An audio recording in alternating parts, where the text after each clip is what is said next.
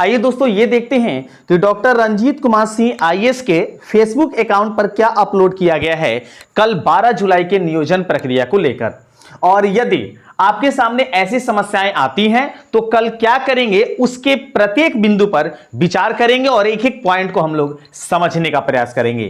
पहला पॉइंट आपके सामने है कि बहुत सारे कैंडिडेट का कैटेगरी चेंज हो गया है। शायद यह समस्या आपके साथ भी हो, जिसको हेल्प डेस्क के मदद से काउंसलिंग के समय मूल आवेदन एवं ओरिजिनल सर्टिफिकेट से मिलान करके सुधार दिया जाएगा। अर्थात आपका कैटेगरी अगर चेंज हो गया है तो आपके काउंसलिंग के समय आवेदन और ओरिजिनल सर्टिफिकेट से मिलान करके आपके आवेदन अर्थात कैटेगरी में सुधार कर दिया जाएगा। दूसरा पॉइंट उनका क्या कहना है वो समझ लेते हैं।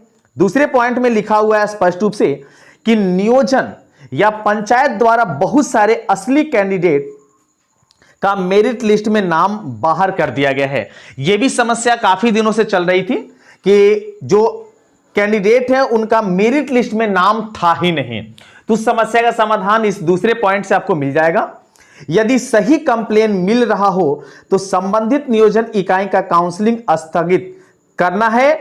इस आशय का निर्देश पूर्व में ही और वीसी में भी दिया गया था, कोई गड़बड़ी का चांस नहीं है। तीसरे पॉइंट में देखिए वो क्या आप लोग के लिए सूचना दे रहे हैं। तीसरा पॉइंट है कि काउंसलिंग में पर्याप्त पुलिस या मानव बल की व्यवस्था रहेगी।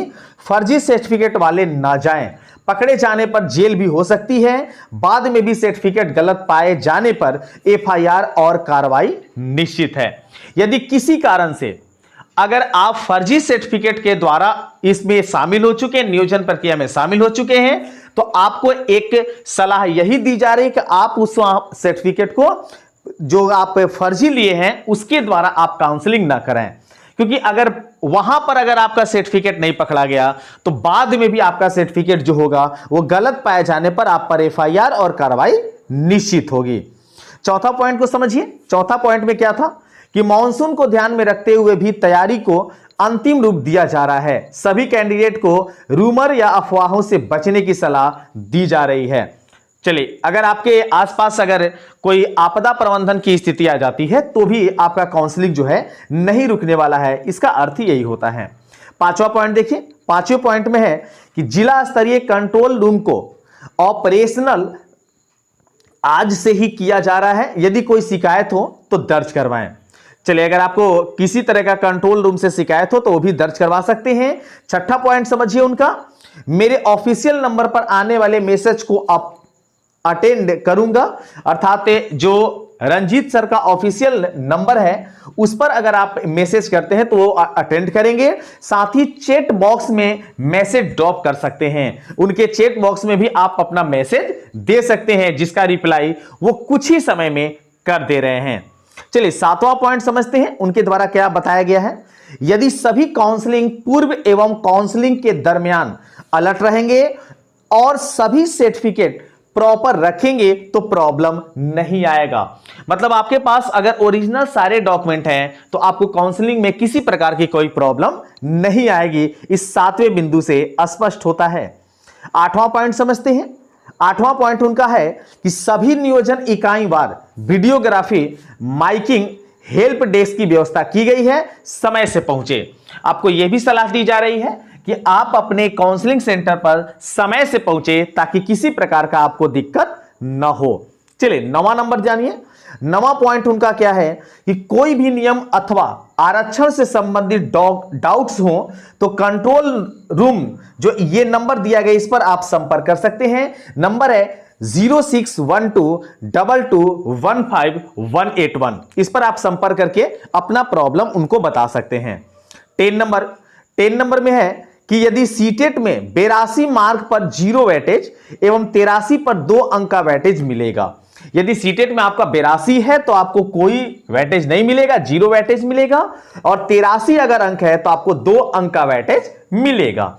किंतु बीटेट में प्रश्न गलत होने के कारण रिजल्ट 150 पर नहीं निकला था, अतएव 55% या उससे ऊपर सभी पर वेटेज मिलेगा। अर्थात अगर आप बीटेक किए हुए हैं तो आपको 55% पर वेटेज मिलेगा। और सावधानी यह भी बरतनी है कि आपको 54.99 अगर अंक हैं तो किसी प्रकार का वेटेज नहीं मिलेगा। इस पॉइंट से क्लियर हुआ है। 11वां पॉइंट देखते हैं उनका। 11 पॉइंट में है, यदि कैंडिडेट बीटेट या सीटेट 60% से नीचे अपने आरक्षण से पास किए हों तो भी मेरिट के आधार पर जनरल कैटेगरी में जा सकते हैं। अर्थात बीटेट और सीटेट में अगर 60% आपका नंबर आया हो तो आप जनरल कैटेगरी जो है उसमें भी आप फाइट कर सकते हैं। 12वां पॉइंट देखिए। 12वां पॉइंट है यूआरएफ, मतलब अनारक्षित जो महिला है उसमें सभी कोटि की महिलाएं आएगी, यहां तक कि राज्य की बाहर की भी यदि मेरिट में हो तो वो उनको भी उसमें शामिल किया जाएगा। जनरल कैटेगरी के जो फीमेल का सीट है उसमें सभी महिलाएं आएंगी, चाहे वो मेरिट या कह सकते हैं किसी आरक्षण कोटि से वो आती हो या बाहर से आती हो। 13वां पॉइंट है कि जहां भी दिव्यांगज या फ्रीडम फाइटर की पोता पोती नाती नतनी के लिए पंचायत को क्लब किया गया है, वहां काउंसलिंग पूर्व ही पंचायत टैग फिक्स कर दिया जाएगा। चलिए इसके बाद 14वां पॉइंट देखिए क्या था।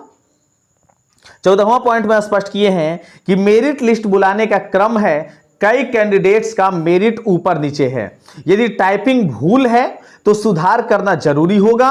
हेल्प डेस्क के मदद से अपनी सर्टिफिकेट दिखाकर अपनी सही मेगा मेरिट को सही करवा सकते हैं। यह निर्देश पहले ही दिया जा चुका है, यह आपको बताया गया है।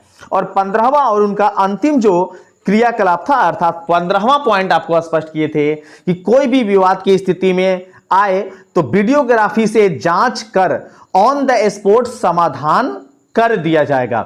यदि दिक्कत होती है तो वीडियोग्राफी की जांच अगले दिन समाधान हो सकता है। मतलब अगर किसी प्रकार की और दिक्कत होती है तो वीडियोग्राफी की जांच करके अगले दिन भी समस्या का समाधान कर सकता है।